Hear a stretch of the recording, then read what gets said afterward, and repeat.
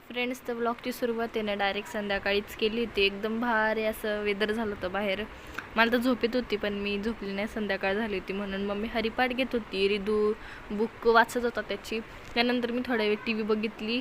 Exam चालली तरी पण मी म्हणजे थोडंसंच माइंड फ्रेश करण्यासाठी थोडंसं टी व्ही बघितलं.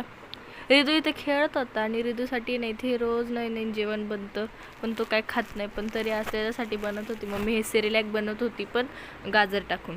आणि मला जिथे आरसा भेटेल मी तिथे चालवून जाते, माझा काय सोडा. त्याच्यानंतर आहे ना मी पोहे बनवायला घेतले. आज पप्पा घरी नव्हते म्हणून आहे ना असं सगळ्यांना पोहे खावं वाटत होते म्हणून आजचं जेवण आमचं पोहे होतं.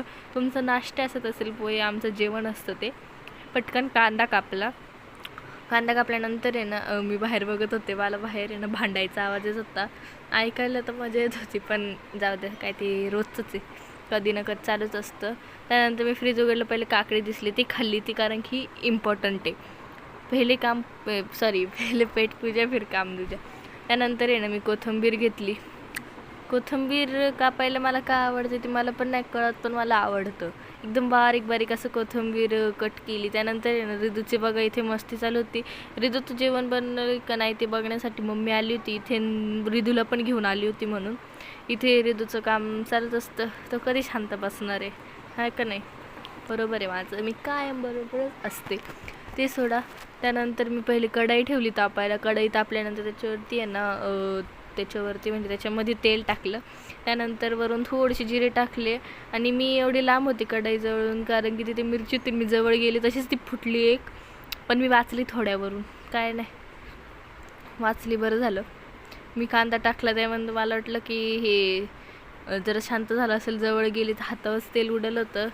मग काय थोड्या वेळ काहीच वाटलं नाही.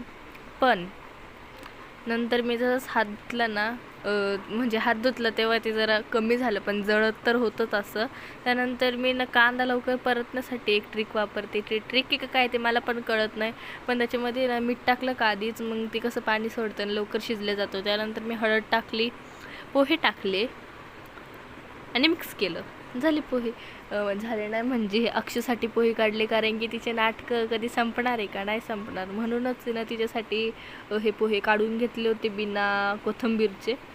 त्यानंतर आम्हाला, मम्मीला आणि मला दोघींसाठी ना कोथिंबीर टाकली, ह्याच्यामध्ये टाकून घेतली आणि गॅस बंद केला. रिदूचं पण जेवण इथे झालं होतं तेव्हाच. आधी रिदूला घातलं मग आम्ही जेवण केलं, म्हणजे मी तर जेवतच होते, मम्मी नंतर जेवली.